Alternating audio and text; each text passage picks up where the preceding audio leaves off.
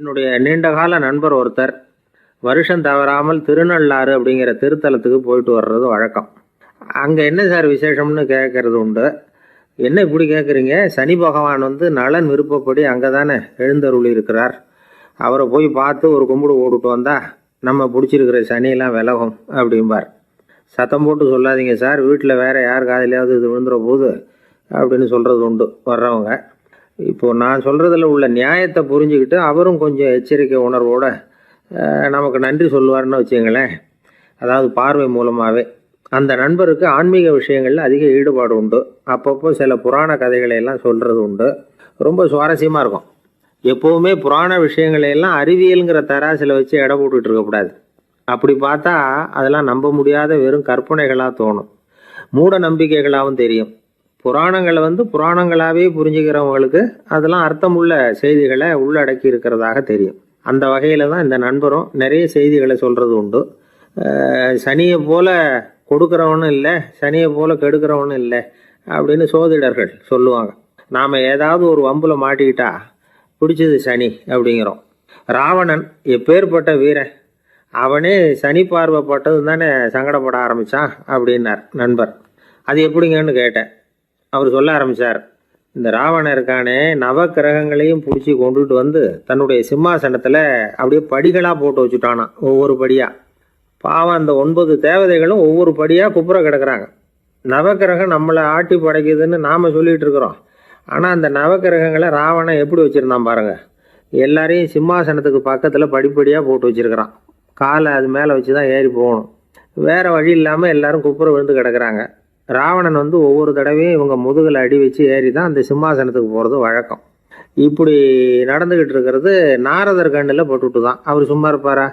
யோசனை பண்ணார் என்ன செய்யலாம் அப்படின்னு. ஒரு முடிவு பண்ணிட்டு நேராக ராவணன்கிட்ட போனாராம். ராவணா, நீ நவக்கிரகங்களை பிடிச்சி கொண்டாந்து உன்னுடைய சிம்மாசனத்துக்கு படிகளாக போட்டு வச்சிருக்கிற, அது உன்னுடைய வீரத்தை காட்டுது. இருந்தாலும் ஒரு விஷயத்தை நீ யோசித்து பார்க்கணும். ஒவ்வொரு தடவை நீ சிம்மாசனத்துக்கு போகும்பொழுதும் நவக்கிரகங்களின் முதுகலை அடி வச்சு நீ ஏறி போகிற. அது உனக்கு பெருமை கிடையாது. அவங்களுடைய மார்பில் அடி வச்சு ஏறி போகணும், அதுதான் உனக்கு பெருமை அப்படின்னாரா. இவர் சொல்கிறதும் சரிதானே அப்படின்னு யோசிச்சிருக்கான் ராவணன். உடனே குப்புற கிடந்த நவக்கிரகங்களை திருப்பி மல்லாக்க போட்டான். அவங்க மார்பில் அடி வச்சு மேலே ஏறி சிம்மாசனத்துக்கு போனானா. அப்படி போயிட்டு இருக்கும் பொழுது சனி பகவானின் பார்வை அவன் மேலே பட்டு தான். அவ்வளவுதான். என்னாச்சு தெரியுமா? சூர்பனகை தேடி வந்தா. சீதையோட அழகை பற்றி தன்னுடைய அண்ணங்கிட்ட சொல்ல ஆரம்பிச்சுட்டா. விவகாரம் ஆரம்பமாயிட்டுது. அதுதான் சனியினுடைய வேலை அப்படின்னு சொல்லி இந்த கதையை சொல்லி முடித்தார் என்னுடைய நண்பர். ஆக சனியின் பார்வை நம்ம மேலே படாமல் பார்த்துக்கிறது தான் நல்லதுங்கிறீங்க அப்படின்னு. ஆமாம் சார், இப்போ கூட நான் உங்கள் வீட்டுக்கு வந்திருக்கிறதே ஒருத்தருடைய பார்வை என் மேலே படக்கூடாதுங்கிறதுக்காகத்தான் அப்படின்னார். யாருங்க அதுன்னு என்னுடைய மாமனார் சார். அவசரத்துக்கு அவர்கிட்ட கொஞ்சம் கடன் வாங்கிவிட்டேன். நம்ம மாப்பிள்ளை தானேன்னு சொல்லி அவர் விட்டு கொடுக்கறதுக்கு தயாராக இல்லை. இன்றைக்கி இப்போ அவர் எங்கள் வீட்டுக்கு வரக்கூடிய நேரம், அதுதான் அவர் பார்வையிலேருந்து படாமல் தப்பிக்கலாங்கிறதுக்காக இங்கே வந்துட்டேன் அப்படின்னார். பார்வை படணும்னு இருந்தால் பட்டு தான் தீரும் போல இருக்குது அப்படின்னா. என்ன சார் சொல்கிறீங்கன்னார் ஒன்றும் புரியாமல். நீங்கள் இங்கே தான் வருவீங்கன்னு அவருக்கு ஏற்கனவே தெரியும் போல இருக்குது. அதனால் உங்களுக்கு முன்னாடியே உங்கள் மாமனார் இங்கே வந்துட்டார். அதுவும் அந்த பீரோவுக்கு பக்கத்தில் தான் பின்னாடி மறைஞ்சு நின்றுட்டு இருக்கிறார் அப்படின்னு. ஒருத்தர் மனசில் நிம்மதி இல்லாமல் உட்காந்துருந்தார். என்ன சார் விஷயம் அப்படின்னு விசாரித்தேன். அகலக்கால் வச்சுட்டேன், அதுதான் அவதிப்படுறேன்னார். விவரமாக சொல்லுங்கன்னு. வீடு கட்டணும்னு ஆரம்பித்தேன், வேலை பாதியிலேயே நிற்கிது, கையில் பணம் இல்லை அப்படின்னார். இது மாதிரி ஆசாமிகள் பல பேரை நீங்கள் பார்த்துருக்கலாம். இவங்கெல்லாம் சுலபமாக மன அழுத்தத்துக்கு ஆளாயிடுறாங்க. மன உளைச்சல், அதாவது ஸ்ட்ரெஸ் அப்படின்னு சொல்கிறோமே, அதுக்கு அடிப்படையான சில காரணங்கள் உண்டு. அதாவது மிகையாக திட்டமிடுதல் அப்படிங்கிறதும் ஒரு முக்கியமான காரணம். நடைமுறை சாத்தியம் என்னங்கிறத மனசில் வச்சுக்கிட்டு எந்த திட்டத்தையும் தீட்டணும், அப்போ தான் அது சரியாக வரும். ரெண்டாவது காரணம் என்ன தெரியுமா? ஒரே நேரத்தில் பல்வேறு செயல்களில் ஈடுபடுறது.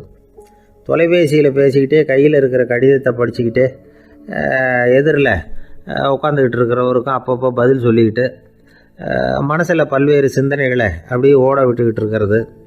இதுவும் மன அழுத்தத்தை உண்டாக்குது. மூணாவது காரணம், எதிலேயும் வெற்றி மட்டும் எதிர்பார்க்குற ஒருதலைப்பட்சமான ஆர்வம். நாம் தொட்டதெல்லாம் வெற்றியாகவே முடியணும் அப்படின்னு எதிர்பார்க்குறவங்க ஏதாவது ஒன்றில் தோல்வியை கண்டால் தோண்டு போயிடுறாங்க. எப்படியும் முடியலாம்ங்கிற எண்ணம் ஏற்கனவே நமக்குள்ளே இருந்துட்டுதுன்னா அந்த அவஸ்தை வராது. அதனால் அதுவும் நம்ம வளர்த்து கொள்ள வேண்டிய ஒரு குணம். மன உளைச்சல் ஏற்படுறதுக்கு இன்னொரு காரணம் எதையும் வேகமாக செஞ்சுடணும் அப்படிங்கிற துடிப்பு.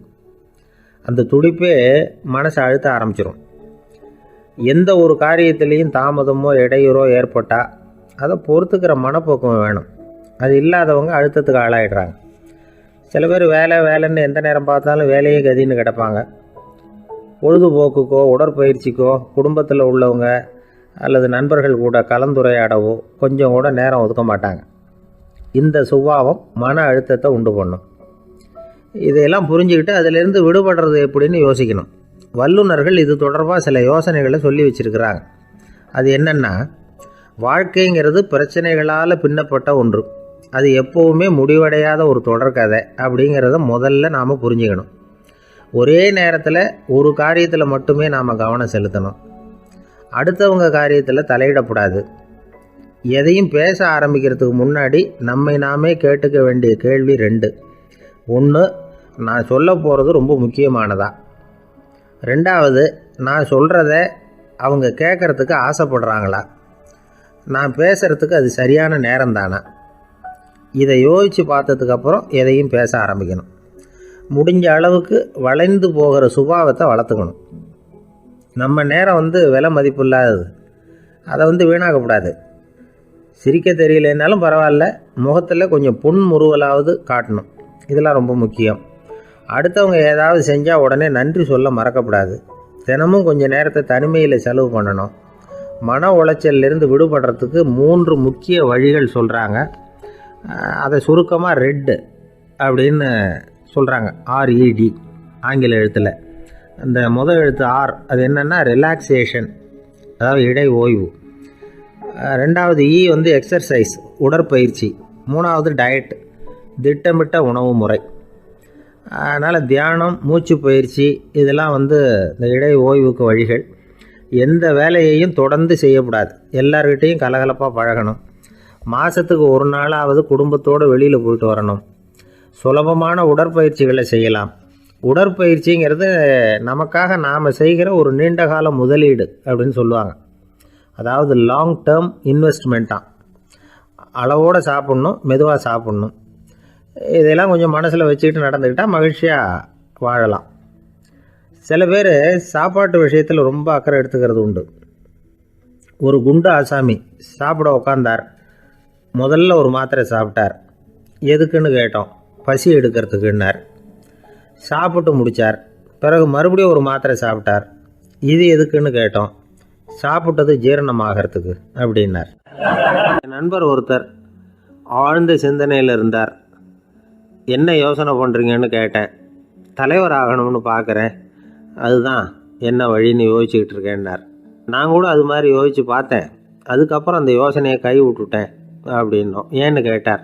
அதுக்கான தகுதிகள் நமக்கு இல்லைங்கிறது புரியுது. அது நமக்கு புரியறத விட நம்ம விட மற்றவங்களுக்கு நல்லா புரிஞ்சு போச்சு. அதனால் பேசாமல் கம்முன்னு இருந்துடுறது தான் நல்லது அப்படின்னோம். தலைவர் ஆகிறதுக்கு தகுதிகள் வேறு உண்டோ அப்படின்னு கேட்டார். அவர் யதார்த்தமாக தான் கேட்குறார். நாங்கள் உடனே எங்ககிட்ட இருந்த ஒரு புத்தகத்தை எடுத்து அவர்கிட்ட கொடுத்தோம். படித்து பாருங்கன்னு. தலைவர் ஆகிறதுக்கு என்ன வழி அப்படிங்கிறத பற்றி அதில் போட்டிருக்கிறாங்க. முதல் வழி என்ன தெரியுமா? ஒரு 4 பேர் முன்னாடி இல்லைன்னா ஒரு கூட்டத்துக்கு முன்னாடி நீங்கள் பேச போகிறீங்க. அப்போ எப்படி ஆரம்பிக்கணும்னா, உண்மையான புகழ்ச்சி, நேர்மையான பாராட்டு, இதோடு ஆரம்பிக்கணும். எடுத்ததுமே அது சரியில்லை இது சரியில்லைன்னு பேசிகிட்டு இருக்கக்கூடாது. மக்களை பார்த்து நீங்கள் தான் தப்பு பண்ணிவிட்டீங்க அப்படின்னு நேரடியாக சொல்லக்கூடாது. தவறு இருந்தாலும் அதை மறைமுகமாக ஏதாவது கதை சொல்லி அதிலேருந்து அவங்க புரிஞ்சுக்கிற மாதிரி செய்யணும். அடுத்தவங்க பண்ண தப்பு என்னன்னு அலசறதுக்கு முன்னாடி நீங்கள் பண்ணின தப்பு என்னங்கிறத பற்றியே பேசுங்க. எதுக்கும் நேரடியாக உத்தரவு போட்டுக்கிட்டு இருக்கக்கூடாது. இதை நீங்கள் செய்யணும் அப்படின்னு சொல்கிறதுக்கு பதிலாக நீங்கள் இப்படி செஞ்சால் எப்படி இருக்கும் அப்படின்னு கேள்வி மாதிரி கேட்கணுமா. இப்படி கேட்டால் அது உத்தரவு மாதிரி தெரியாதான். அடுத்தவங்க மரியாதையை காப்பாற்றுறது மாதிரி பேசணுமா. உங்கள் பேச்சு இன்னொருத்தரை அவமானப்படுத்துறது மாதிரி இருக்கக்கூடாதான். ஏன்டா இவங்ககிட்ட போய் மாட்டிக்கிட்டோம்னு யாரும் நினச்சிடக்கூடாது. ஒவ்வொரு சின்ன வளர்ச்சியையும் பாராட்டணும். வெற்றி சாதாரணமாக இருந்தாலும் பாராட்டாமல் இருந்துடக்கூடாது. பாராட்டும் பொழுது தாராளமாக இருக்கணும். குறை சொல்லும் பொழுது கவனமாக இருக்கணும். வாய்க்கு வந்தபடி பேசிவிட்டா அதுக்கப்புறம் வகையாக மாட்டிக்கிட்டு முழிக்க வேண்டியிருக்கும்.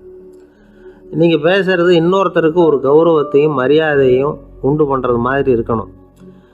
நீங்கள் பேசுகிறது அடுத்தவங்களுக்கு இருக்கிற கொஞ்ச நெஞ்ச மரியாதையும் எடுத்து விடுறது மாதிரி இருக்கக்கூடாது. உங்கள் பேச்சை கேட்டால் கேட்குறவங்களுக்கு ஒரு ஊக்கம் வரணும், உற்சாகம் வரணும். தவறு எதுவாக இருந்தாலும் அதை சுலபமாக திருத்திக்கலாம், சரி பண்ணிக்கலாங்கிறது மாதிரி இருக்கணும் உங்கள் பேச்சு. அடுத்தவங்களை சந்தோஷப்படுத்துங்க. உங்கள் யோசனையை கேட்டு நடந்துக்கிறதுனால அந்த சந்தோஷம் அவங்களுக்கு கிடைக்கணும்.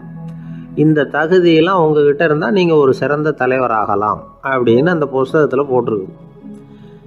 இந்த காலத்தில் தலைவர் ஆகிறதுக்கு வேறு சில தகுதிகள்லாம் கூட தேவைப்படுது. ஒரு புள்ள தன்னுடைய அப்பா கிட்ட, அப்பா உன்ன மாதிரியே நானும் அரசியலில் சேரணும், தலைவர் ஆகணும்னு ஆசைப்படுறேன், இன்னையிலேருந்து எனக்கு அரசியல் பாடம் கற்றுக் கொடு அப்படின்னு கேட்டிருக்கான்.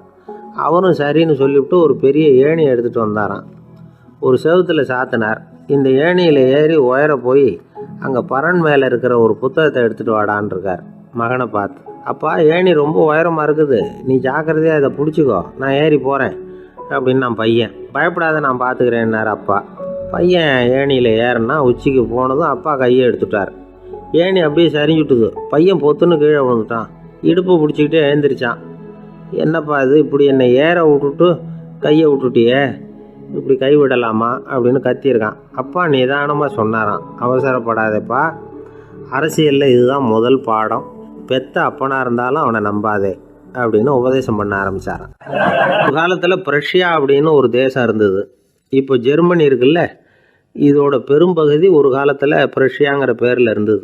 அப்போ அதுக்கு அரசராக இருந்தவர் மகா ஃப்ரெடரிக், அதாவது ஃப்ரெடரிக் தி கிரேட் அப்படின்னு சொல்லுவாங்க. அந்த ராஜாவுக்கு ஒரு சந்தேகம், நாம் பல வகையான வரிகளை விதித்து வசூல் பண்ணுறோம், அப்படி பண்ணி வருமானம் குறைஞ்சிக்கிட்டே போகுதே, இதுக்கு என்ன காரணமாக இருக்கும்? இதுதான் அவருக்கு ஏற்பட்ட சந்தேகம். ஒரு சமயம் அந்த அரசர் தம்முடைய அமைச்சர்களையும் பிரபுக்களையும் தளபதிகளையும் கூப்பிட்டு ஒரு விருந்து வச்சார். விருந்து முடிஞ்சதும் அவங்கள பார்த்து இந்த சந்தேகத்தை கேட்டார். வரிகள் அதிகமாக விதித்து வருமானம் குறையறதுக்கு என்ன காரணம் அப்படின்னு கேட்டார். பல பேருக்கு இதுக்கு சரியாக பதில் சொல்ல தெரியல. அனுபவசாலியான ஒரு தளபதி எழுந்திரிச்சார். அரசே, அது எப்படிங்கிறத இப்போ உங்களுக்கு காட்டுறேன்னார். உடனே ஒரு பெரிய பனிக்கட்டி ஒன்றை தன்னுடைய கையில் எடுத்தார். அதை அப்படியும் எப்படியும் திருப்பி பார்த்தார். அப்புறம் அடுத்தவர்கிட்ட கொடுத்தார். அவர் அதை அப்படியும் எப்படியும் திருப்பி பார்த்துட்டு அடுத்தபடியாக இருந்தவர்கிட்ட கொடுத்தார். இப்படியே இதை ஒவ்வொருத்தராக பார்த்துட்டு ஒவ்வொரு கையாக மாறி கடைசியில் மன்னர் கைக்கு போய் சேர்ந்தது. மன்னர் கைக்கு அந்த பனிக்கட்டி போய் சேர்ந்தப்போ அது கொஞ்சம் கொஞ்சமாக உருகி ஒரு பட்டாணி கடலை சைஸுக்கு ஆகிட்டுது. மன்னர் யோசனை பண்ணார், வரி அதிகமாக போட்டாலும் சேர்றது குறைவாக இருக்கிறதுக்கு என்ன காரணம் அப்படிங்கிறது அவருக்கு புரிஞ்சு போச்சு. காலம்தான் மாறிட்டு இருக்கே தவிர இந்த கையூட்டு வாங்குகிற பழக்கம் மாறினதாக தெரியல. இன்னொரு ராஜா இருந்தார். அவர் தன்னுடைய ராஜாங்கத்தில் லஞ்ச ஊழலே சுத்தமாக இருக்கக்கூடாது அப்படின்னு நினச்சார். அவர்கிட்ட பல்வேறு துறைகளுக்கும் பொறுப்பாக இருந்த பல பேரும் ரொம்ப சுத்தமாகவும் நேர்மையாகவும் இருந்தாங்க. ஒரே ஒருத்தர் மட்டும் எல்லார்கிட்டையும் லஞ்சம் வாங்கிட்டே இருந்தார். அவரை வேறு துறைகளுக்கு மாற்றி பார்த்தாரு. அந்த ராஜா என்னென்னமோ பண்ணி பார்க்குறாரு. எந்த வேலையை கொடுத்தாலும் அதுலேயும் லஞ்சம் வாங்கிறதுக்கு ஒரு வழியை உண்டு பண்ணிக்குவார் அந்த ஆள். ராஜாவுக்கு இது ஒரு பெரிய தலைவலியாக போட்டுது. இவர் என்ன பண்ணுறது, இவருக்கு என்ன வேலையை கொடுக்கறது, கொஞ்சம் கூட லஞ்சம் வாங்கிறதுக்கு சான்ஸே இல்லாத ஒரு வேலையை கொடுக்கணும் அப்படின்னு திட்டம் போட்டார். ஒரு நாள் அவருக்கு அந்த உத்தரவும் போட்டுட்டார். அதாவது அவருக்கு என்ன வேலைன்னா, கடற்கரையில் தான் அவருக்கு ஆஃபீஸ், அங்கேயே இருந்துக்க வேண்டியது. தினமும் எத்தனை கடல் அலை கரையில் மோதுது அப்படிங்கிறத கணக்கு எடுத்து ராஜாவுக்கு தெரிவிக்க வேண்டியது. இதுதான் அவருக்கு வேலை. பேசாமல் அலையை எண்ணிட்டு உட்காந்துருக்கிட்டோம், அப்போவாவது அவர் லஞ்சம் வாங்குகிற சந்தர்ப்பம் இல்லாமல் போயிடும் அவருக்கு அப்படின்னு நினச்சார் ராஜா. இந்த ஆள் கடற்கரைக்கு போய் டியூட்டியில் ஜாயின் பண்ணிட்டார். ஒரே மாதத்தில் அங்கே சொந்தமாக ஒரு பிரம்மாண்டமான மாளிகை கட்டிவிட்டார். ராஜாவுக்கு இது பெரிய ஆச்சரியமாக போச்சு. அலையை என்ற வேலையில் அந்த ஆள் எப்படி பணம் சம்பாதிச்சார் அப்படின்னு விசாரித்து பார்த்தார் அக்கம் பக்கத்தில். அந்த ஆள் என்ன பண்ணியிருக்கிறாருன்னா, கடற்கரையில் போய் பொறுப்பை ஏற்றுக்கிட்ட உடனே அங்கே இருந்த மீனவர்கள்கிட்ட எல்லாம் இந்த கரையில் ஒரு நாளில் மோதுகிற அலைகள் எத்தனை அப்படின்னு கேட்டிருக்காரு. அது எப்படிங்க தெரியும்னு இருக்காங்க அவங்க. தினமும் அந்த எண்ணிக்கை தெரியணும். நம்ம ராஜாவுக்கு தினமும் அறிக்கை அனுப்பணும், டெய்லி ரிப்போர்ட்டு. தவறுனா நீங்கள் இந்த கடலில் போய் மீன் பிடிக்கிறதுக்கு ராஜாவோட அனுமதி கிடைக்காது அப்படின்ட்டுருக்காரு. உடனே மீனவர்களும் பயந்து போட்டாங்க. கடலுக்கு போகிறதுக்கு அனுமதி இல்லைன்னா பட்டினி கிடக்கிறது மாதிரி ஆகிடுமே. மெதுவாக அந்த ஆளுகிட்ட போனாங்க. காதோட காதாக சொன்னாங்க, ஐயா, எங்களால் கடல் அலையை எண்ண முடியாது. தினமும் எங்களால் முடிஞ்சதை உங்களுக்கு பணமாக கொடுத்துட்றோம். நீங்கள் தான் ராஜா கிட்ட சிபாரிசு பண்ணி நாங்கள் தொடர்ந்து மீன் பிடிக்கிறதுக்கு அனுமதி வாங்கி கொடுக்கணும் அப்படின்னு வேண்டிக்கிட்டாங்க.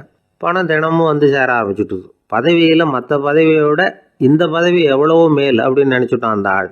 அது மட்டும் இல்லை, தயவு பண்ணி என்னை இந்த இடத்த விட்டு மாற்றி விடாதீங்க சார் அப்படின்னு வேற கேட்க ஆரம்பிச்சிட்டானா. 21ஆம் வருஷம் செப்டம்பர் மாதம் 22ஆம் தேதி மதுரை மேலமாசி வீதியில் உள்ள ஒரு வீடு.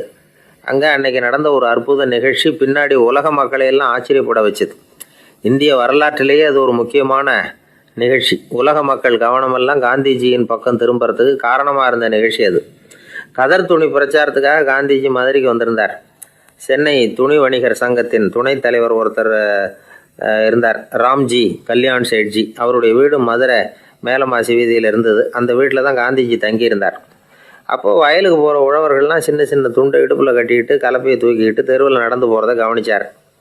ஏற்கனவே சேலத்துக்கு தெற்க பல பகுதிகளில் ஆண்களும் பெண்களும் அரைகுறை ஆடைகளோடு உழைச்சிக்கிட்டு இருக்கிறத கண்ணால் கண்டிருக்கிறார் அவர்.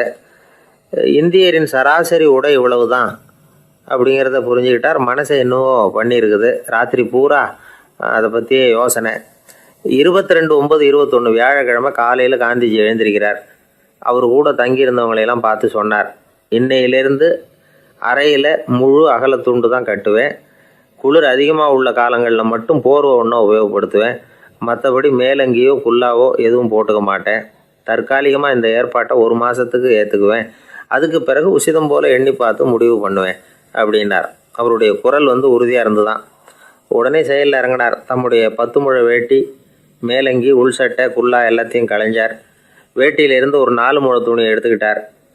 இதுக்கு உதவி செஞ்சவர் அன்னைக்கு விருதுநகரில் பிரபல தொண்டராக இருந்த பழனிக்குமார பிள்ளை. வெட்டி எடுத்த துண்டை நீள வாக்கில் ரெட்டையாக மடித்தார். அதை இடுப்பில் துண்டு மாதிரி கட்டிக்கிட்டார். தலையில் சின்ன உச்சி குடுமி, அறையில் சின்ன துண்டு. அண்ணல் காந்தி ஆண்டி கோலத்தில் காட்சி அளிக்கிறார். கூட இருந்தவங்களை பார்த்து காரைக்குடிக்கு புறப்படலாமே அப்படின்னார். அவர் நண்பர்களும் சீடர்களும் திகைச்சு போய் நிற்கிறாங்க. இந்த விரதம் நிரந்தரமாக ஆகிடுமோங்கிற பயம் அவங்களுக்கு. எப்படியோ இந்த விவரம் ராஜாஜிக்கும் அன்னைக்கு பிரபலமாக விளங்கின தேசபக்தர் டாக்டர் TSS ராஜனுக்கும் எட்டுச்சு. உடனே 2 பேரும் ஓடி வந்தாங்க. வேண்டாமே இந்த கோலம் அப்படின்னாங்க. காந்திஜி தன்னுடைய முடிவில் உறுதியாக இருந்தார். ராஜாஜி என்னென்னமோ வாதமெல்லாம் பண்ணி பார்த்தார். உங்களுடைய வாதத்துக்கு என்னால் பதில் சொல்ல முடியல, இருந்தாலும் நான் செய்கிறது தான் சரிங்கிறதுல எனக்கு சந்தேகம் இல்லை. இன்றைக்கி அதிகாலை 3 மணி இருக்கும். நான் ஓரளவு விழிச்சுக்கிட்டேன். அதாவது உறக்கமும் விழிப்புமாக இருந்த நிலையில் எனக்கு இந்த எண்ணம் உண்டாச்சு. இது என்னுடைய அந்தராத்மாவின் ஆணை, அதை என்னால் மீற முடியாது அப்படின்னு சொல்லிவிட்டாராம் காந்திஜி. கதர் பிரச்சாரத்துக்காக காரைக்குடிக்கு கிளம்பினார். வாசலில் 4 மோட்டார் வண்டிகள் காத்துக்கிட்டு இருந்தது. வீதியில் 2 பக்கமும் ஜனங்கள். காந்திஜி இடுப்பு துணியோடு மோட்டார் வண்டியில் ஏறினார். நண்பர்களும் சீடர்களும் மக்களும் உடல் சிலிர்க்க அந்த காட்சியை பார்க்குறாங்க. மோட்டார் வண்டி நகர ஆரம்பிக்குது. எப்பேற்பட்ட காட்சி அது! சுக்கநாத பெருமானியே கூலி ஆளாக்கிய அப்படி ஆக்கி மண் சுமக்க வச்ச மதுரை இல்லையா, அந்த மதுரை தான் காந்திஜி துறவி கோலம் கொள்றதுக்கும் காரணமாக இருந்திருக்குது. இது இன்றைக்கி எத்தனை பேருக்கு தெரியும்? ஒரு தடவை காந்திஜி நேருவும் சுற்றுப்பயணம் செஞ்சாங்களாம். ஒரு இடத்துல நடந்து போயிட்டு இருக்கிறாங்க. குறுக்க ஒரு வாய்க்கால். நேரு என்ன பண்ணார் தெரியுமா? தன்னுடைய இளமை துடிப்பை காட்டுறதுக்காக கொஞ்சம் தூரம் பின்னாடி போய் அங்கேருந்து வேகமாக ஓடி வந்து அந்த வாய்க்காலை தாண்டினாராம். காந்திஜி அப்படி பண்ணலை. பக்கத்தில் இருந்த பாலம் வழியாக அந்த வாய்க்காலை கடந்து வந்தார். நேரு காந்திஜியை பார்த்து சிரிச்சுக்கிட்டே, என்ன மாதிரி நீங்களும் தாண்டி இருக்கலாமே அப்படின்னாராம். அதுக்கு காந்திஜி சிரிச்சுக்கிட்டே சொன்னாராம், 2 அடி முன்னேறதுக்காக 5 அடி பின்னாடி போகிறதா அப்படின்னாராம். கிபி 1078ஆம் வருஷம் மார்ச் மாதம் 19ஆம் தேதி திங்கட்கிழமை அதிகாலை நேரம் ஒரு குழந்தை பிறந்தது. எங்கே தெரியுமா? காஸ்பியன் கடலுக்கு தெற்கே பாரசீக மொழி வழங்கிய தபரிஸ்தான் மாநிலத்தில் ஜீலான்கிற புனித நகர், அதோட புறநகர் பகுதியில் உள்ள நீப்புங்கிற ஊரில் தான் அந்த குழந்தை பிறந்தது. அந்த இடம் இப்போ ரஷ்யாவில் இருக்கு. அந்த குழந்தை யாருன்னு நினைக்கிறீங்க? அதுதான் முஹித்தீன் பெருமான். ஆன்மீக சாதனைகள் புரிந்த மகான் முஹித்தீன் ஆண்டகை தன்னுடைய 18வது வயசுல உயர்கல்விக்காக ஜீலான் நகரத்தை விட்டு பகுதாத் நகரத்துக்கு புறப்பட்டு போறார். இளம் பிராயம் தானே, அதனால துணைக்கு ஒரு வர்த்தக கூட்டத்தோட சேர்ந்து போயிட்டு இருக்கிறார். ரொம்ப தூரம் போகணும். ஒவ்வொரு இடமா தங்கி தங்கி போய்கிட்டு இருக்கிறாங்க. ஒரு இடத்துல ஒரு கொள்ளை கூட்டம் பயங்கரமான ஆயுதங்களோட அவங்கள வழிமறிச்சுட்டுது. அந்த வர்த்தக கூட்டம் வச்சிருந்த பொருள்களை எல்லாம் அவங்க பறிச்சு விடுறாங்க. இவங்களும் பயந்துக்கிட்டு இருந்தது எல்லாத்தையும் அவங்க கிட்ட கொடுத்துட்றாங்க. முஹைத்தீன் ஆண்டகை மட்டும் இதையெல்லாம் பார்த்துக்கிட்டு தனியாக ஒதுங்கி நிற்கிறார். ஒரு 18 வயசு பையன் மட்டும் இப்படி தனியாக அநாத சிறுவன் மாதிரி நின்றுட்டு இருக்கிறத அந்த கொள்ளை கூட்டத்தில் இருந்த ஒருத்தன் பார்க்குறான். கிட்ட நெருங்கி வர்றான். அலட்சியமாகவும் கிண்டலாகவும் உங்ககிட்ட ஏதாவது இருக்குதா அப்படின்னு கேட்குறான். இவங்கிட்ட என்ன இருக்க போகுது அப்படிங்கிற நம்பிக்கையில் அவன் அப்படி கேட்குறான். உடனே இவர் இருக்குதே, என்கிட்ட 40 தீனார் இருக்கு அப்படிங்கிறார். இப்படி சொல்லியும் அந்த கொள்ளைக்காரனுக்கு நம்பிக்கை வரல. என்னிடம் அவன் விளையாடாத, பொய் சொல்லாத, உண்மையை சொல்லு அப்படிங்கிறான். அவன் உண்மையை தான் சொல்கிறேன், என்கிட்ட 40 தீனார் இருக்கு அப்படிங்கிறார். இவர் எங்கே வச்சிருக்கிற அப்படின்னு கேட்குறான். சட்டையின் விழாப்புறத்தில் உள்ள பகுதியில் அதை வச்சு தச்சிருக்கிறாங்க அப்படின்னு உண்மையை சொல்கிறார். உடனே கொள்ளை கூட்ட தலைவன் அதை கத்தியால் கீறிப்பார் அப்படின்னு உத்தரவு போடுறான். அந்த சட்டையை கிழிக்கிறாங்க. உள்ளே இருந்து 40 பொற்காசுகளும் பொல பொலன்னு கீழே கொட்டுச்சு. அதை பார்த்த உடனே அந்த கொள்ளை கூட்ட தலைவன் மலைச்சு போய் நின்றுட்டான். காசை பார்த்துட்டு அவன் மலைச்சு போகல, பொய் பேசாத அந்த பையனோட நேர்மையை பார்த்துட்டு அவன் அப்படி நின்னான். மெதுவாக அந்த பையன்கிட்ட வந்தான். ஏன்பா, நீ என்ன பணக்கார குடும்பமா அப்படின்னு கேட்டான். அப்படிலாம் இல்லை, எனக்கு அப்பா இல்லை, அம்மா மட்டும்தான் உண்டு. எங்கள் அப்பா எனக்குன்னு விட்டு போன சொத்தே இந்த 40 தீனார் தான் அப்படின்னார் இவர். அப்படி இருந்துமா உண்மை பேசணும்னு ஆசைப்பட்டேன்.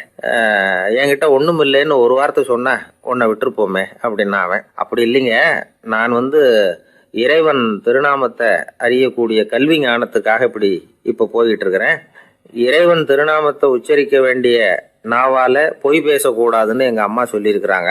அதனால நான் எப்பவுமே பொய் சொல்ல மாட்டேன் அப்படின்னு என்னுடைய தாய்க்கு வாக்கு கொடுத்துருக்கிறேன் அப்படின்னார் அவர். முஹைத்தீன் பெருமான் வார்த்தைகளை கேட்ட அந்த கொள்ளையர்கள் மனம் திருந்தி நல்லவங்களா ஆயிடுறாங்க. அந்த கொள்ளையர் தலைவன் பிற்காலத்தில் ஒரு பெரிய மகான் ஆயிடுறார். பெரியவர்கள் வாழ்க்கையில் நடக்கிற இது மாதிரி சம்பவங்கள் தான் நாம நல்ல விதமாக வாழறதுக்கு துணையா இருக்கும். அந்த காலத்துல கொள்ளையர்களே பெரியவங்க செயலை பார்த்து மனம் திருந்தி இருக்கிறாங்க. இந்த காலத்துல யார் இப்படி இருக்கிறா? இந்த காலத்துல மகான் ஒருத்தரை பார்த்தேன், எனக்கு வேண்டியப்பட்ட மகான். ஏங்க நீங்களும் மகான் ஆகிறதுக்கு முன்னாடி கொள்ளை அடிச்சுட்டு இருந்தீங்களா அப்படின்னு கேட்டேன். அவர் மெதுவா கண்ணை திறந்து என்ன நிமிர்ந்து பார்த்தார். அப்படி இல்லப்பா, நான் கொள்ளை அடிக்கிறதுக்காகத்தான் மகானாவே ஆகி இருக்கிறேன் அப்படின்னு சொல்லிவிட்டு மறுபடியும் கண்ணை மூடிட்டார். ஒரு ஊர்ல ஒரு ராஜா இருந்தார். அந்த ராஜாவுக்கு ஒரு புள்ள. அந்த புள்ளைக்கு விவரமே தெரியாது. அவன் ஒரு முட்டாளுங்கிறது எல்லாருக்கும் தெரியும். ஆனாலும் அவன் தான் அடுத்தபடியாக ஆட்சிக்கு வர வேண்டியவன். ஆட்சி பொறுப்பை ஏற்க வேண்டிய ஒருத்தன் இப்படி இருந்தால் என்ன பண்ணுறது அப்படிங்கிறது எல்லாருக்கும் உள்ள கவலை. மன்னர் அமைச்சர்களை கூட்டினார், ஆலோசனை கேட்டார் என்ன பண்ணலாம்னு. இவனை இன்னொரு நாட்டு பல்கலைக்கழகத்துக்கு அனுப்பி பார்க்கலாம், அங்கே போய் படிச்சுட்டு வரட்டும், நிறைய படிச்சுட்டு நல்ல ஞானத்தோடு திரும்பி வரட்டும், அதுக்கப்புறம் பார்த்துக்கலாம் அப்படிங்கிறது அவங்க சொன்ன ஆலோசனை. மன்னருக்கும் அது சரின்னு தோணுச்சு. மகனை வெளி தேசத்துக்கு அனுப்பி வச்சார். இவனும் போனான், ஒரு பல்கலைக்கழகத்தில் சேர்ந்தான், நிறைய படித்தான். அதுக்கப்புறம் தந்தைக்கு ஒரு கடிதம் எழுதினான். தந்தையே, நான் நிறைய படிச்சுட்டேன், இனிமேல் நாடு திரும்பலாம்னு நினைக்கிறேன் அப்படின்னு எழுதினான். மன்னருக்கு ரொம்ப மகிழ்ச்சி, அதாவது புள்ள படிச்சுட்டான் அப்படிங்கிற ஆனந்தம். உடனே பையன் திரும்பி வர்றதுக்கு ஏற்பாடு பண்ணார். இளவரசன் நாடு திரும்பினான். அதை கொண்டாடுறதுக்காக அரண்மனையில் ஒரு பெரிய விருந்துக்கு ஏற்பாடு பண்ணியிருந்தாங்க. முக்கியமானவங்கள்லாம் அதில் கலந்துக்கிட்டாங்க. அந்த விருந்துக்கு முனிவர் ஒருத்தரும் வந்திருந்தார். அவர் இளவரசன் கிட்ட போய் உட்காந்து விசாரிக்கிறார். என்னப்பா, எப்படி படிச்சிருக்கிற அப்படின்னு கேட்டார். நிறைய படிச்சுட்டு வந்திருக்கிறேங்க அப்படின்னா அவன். என்னெல்லாம் படித்த அப்படின்னாரான். எல்லாத்தையும் விவரமாக சொல்லியிருக்கிறான். அவன் அப்படி சொல்லிட்டு இருக்கும் பொழுதே முனிவர் என்ன பண்ணார், தன்னுடைய மோதிரத்தை கழட்டி உள்ளங்கையில் வச்சு அப்படியே மூடிக்கிட்டாரான். அப்படியே கையை நீட்டி அவன் முன்னாடி காட்டினார். இதை பாருப்பா, என் கைக்குள்ள என்ன இருக்கு சொல்லு பார்க்கலாம் அப்படின்னாரான். இளவரசன் ஒரு கணம் யோசிச்சான். அதுக்கப்புறம் உங்கள் கைக்குள்ள இருக்கிறது வட்டமான ஒரு பொருள், நடுவில் ஒரு துளை இருக்கும் அப்படின்னானா. முனிவர் தனிச்சு போட்டார். பையன் பெரிய அறிவாளி ஆகிட்டான் போல இருக்க அப்படின்னு நினச்சிட்டார். அதுக்கப்புறம் கேட்டார், சரி, என் கையில் இருக்கிறது வட்டமான பொருள், நடுவில் துளை இருக்குங்கிறத சொல்லிவிட்டேன், அதோட பேர் என்ன, அதை சொல்லு அப்படின்னாராம். இளவரசன் கொஞ்சம் யோசனை பண்ணியிருக்கான். அப்புறம் சொன்னானா, முனிவரே, நான் படித்த விஞ்ஞானம் உங்களுக்கு பதில் சொல்றதுக்கு உதவல, இருந்தாலும் பதில் சொல்றேன். அது ஒரு வண்டி சக்கரம் அப்படின்னு நானும். இப்பதான் முனிவர் யோசிச்சாராம். அவருக்கு புரிஞ்சுதான், அதாவது முட்டாளை படிக்க வைக்கலாம் ஆனால் சிந்திக்க வைக்க முடியாது அப்படிங்கிறத அவர் புரிஞ்சுக்கிட்டாராம். தகவல் அறிவு ஞானமாகாது அப்படிங்கிறார் ஓஷோ. ஏன்னா தகவல்கள் மாறுதலை ஏற்படுத்துறது இல்லை, ஆனால் ஞானம்ங்கிறது மாறுதலால் உண்டாகக்கூடிய ஒண்ணு. அதுதான் ரெண்டுக்கும் உள்ள வித்தியாசம். மனம் சரியான வழிக்கு வரணும், அதுக்கப்புறம் படிக்கிற கல்வி தான் உண்மையான கல்வி. சரி, மனம் சரியா வர்றதுக்கு என்ன வழி அப்படின்னு கேட்டா, மனிதன் முழு மாறுதலுக்கான வழிமுறை தியானம் தான் அப்படிங்கிறார் அவர். அதனாலதான் நிறைய படிச்சிருக்கேன்னு சொல்றவன் எல்லாம் ஞானம் உள்ளவன் நினைச்சிடக்கூடாது. ஒருத்தர் இன்னொரு பெரிய மனிதரை அழைச்சிட்டு அறிமுகப்படுத்தினாராம். சார் நிறைய படிச்சிருக்கார், 3 MA வாங்கியிருக்கார், ஆனா ஒரு விஷயம், அப்பப்போ கொஞ்சம் திருடுவார், அவ்வளவுதான், மற்றபடி அவர் ஒரு பெரிய அறிவாளி தான் அப்படின்னாராம். ஒரு பள்ளிக்கூடம், அதுல வசதியான வீட்டுக்குள்ள ஒருத்தன் படிச்சுக்கிட்டு இருந்தான், இன்னொரு ஏழை பையனும் அங்க படிச்சுக்கிட்டு இருக்கிறான். இவங்க 2 பேரும் ஒரே தெருவில் தான் இருக்கிறாங்க. பணக்கார வீட்டு பையன் பங்களாவில் இருந்தான். அவனுக்கு வேலை செய்யறதுக்காக சில வேலை ஆட்கள் உண்டு. அதனால அவன் நல்லா சாப்பிடுவான், தூங்குவான், ஏதோ வரணுமேங்கிறதுக்காக பள்ளிக்கூடத்துக்கு வருவான், போவான், அவ்வளவுதான். இந்த ஏழை பையன் இருக்கானே, அவன் அப்படி இல்லை. காலையில எழுந்திருப்பான், உடற்பயிற்சி பண்ணுவான், அவங்க வீட்டில் கிடைக்கிற சாதாரண உணவு அதை அளவோட சாப்பிடுவான், வீட்டில் உள்ள வேலைகளையும் செய்வான், பள்ளிக்கும் தவறாமல் வந்துடுவான். அவனுக்கு கூட பிறந்த சகோதர சகோதரிகள் 8 பேர். எல்லாரும் தன்னம்பிக்கையோட அவங்க வேலையை செஞ்சுக்கிட்டு இருந்தாங்க. இந்த பையன் எப்பவும் உண்மையை தான் பேசுவான், கடமையை ஒழுங்கா செய்வான், ஆசிரியர்களுக்கு இவனை ரொம்ப பிடிக்கும். அதனால இவனை அந்த பள்ளிக்கூடத்து மாணவர் தலைவனா ஆக்கியிருந்தாங்க. இது அந்த பெரிய இடத்து பையனுக்கு பிடிக்கல. மாணவர் தலைவனுக்கு பணிஞ்சு போறதுக்கும் அவனுக்கு விருப்பம் இல்லை. ஒரு நாள் வகுப்புல ஆசிரியர் எல்லா மாணவர்களுக்கும் ஒரு வேலை கொடுத்தார். எல்லாரும் அதை சுறுசுறுப்பா செஞ்சுக்கிட்டு இருக்கிறாங்க. இவன் மட்டும் சோம்பலா உட்காந்துருக்கிறான். ஆசிரியர் அந்த பக்கமா வந்தார், இதை பார்த்துட்டார். உடனே மாணவர் தலைவனா இருக்கிற அந்த ஏழை பையனை கூப்பிட்டார். இதை பாருப்பா, ஏன் அந்த பையன் இப்படி சும்மா உட்காந்துருக்கிறான், என்னன்னு விசாரிச்சு சொல்லு அப்படின்னு சொல்லிவிட்டு உள்ள போயிட்டார். இவன் மெதுவா போய் அவன்கிட்ட விசாரிச்சான், ஏன் இப்படி சோர்ந்து போய் உட்காந்துருக்கிற அப்படின்னு. அவன் ரொம்ப அலட்சியமா அவனை திரும்பி பார்க்கறான். என்னோட சிரமம் உனக்கு என்ன தெரியும், வீட்டில் என்னுடைய சௌகரியங்களை கவனிக்கிற வேலையாட்கள் 2 பேரும் இன்னைக்கு வேலைக்கு வரல, அதனால என்னோட வேலையெல்லாம் நானே கவனிக்கிற மாதிரி ஆயிட்டுது, அதனால சோர்ந்து போயிட்டேன் அப்படின்னு நான். அப்புறம் கேட்டிருக்கான், அது சரி, உன்னுடைய வீட்டில் உன்னுடைய வேலைக்காரங்க வராத போது நீ எப்படி சமாளிக்கிற அப்படின்னு கிண்டலாக கேட்டிருக்கான். அதாவது இவன் ஏழைங்கிறதையும் இவன் வீட்டில் வேலை செய்யறதுக்கு யாரும் இல்லைங்கிறதையும் இப்படி சொல்லி கிண்டல் பண்ணுறான். இந்த ஏழை பையனுக்கு இது புரிஞ்சுது, மனசு வேதனை போட்டுது. இருந்தாலும் வெளியில காட்டிக்காம சிரிச்சுக்கிட்டே சொன்னானா, எனக்கு அந்த கவலையே கிடையாது, என்னுடைய உதவிக்கு நான் நினைச்ச உடனே என்னுடைய காரியத்தை செய்யறதுக்கு 8 பேர் எப்பவும் தயாரா இருப்பாங்க அப்படின்னு நான். இவன் இப்படி சொன்னதும் அவனுக்கு ஒரு மாதிரி ஆயிட்டுதான், தலையை குனிஞ்சுக்கிட்டே போயிட்டான்.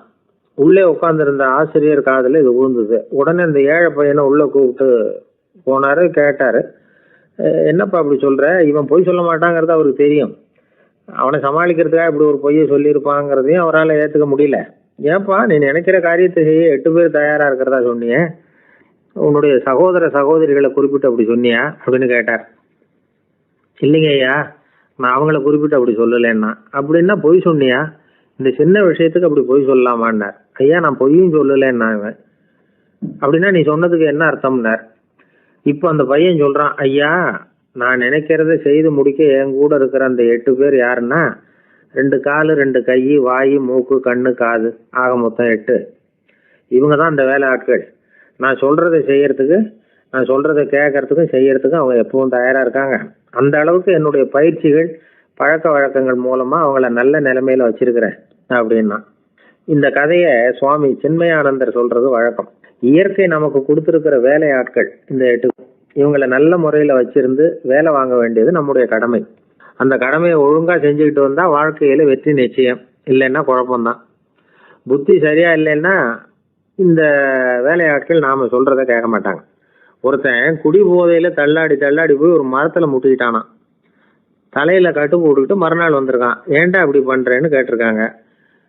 நான் ஒதுங்கி போன்னு தான் சொன்னேன், அது கேட்கல அப்படின்றான். எது கேட்கல, உன்னோட காலா அப்படின்னு கேட்டிருக்காங்க. இல்லைங்க, அந்த மரம் அப்படின்னு நானா.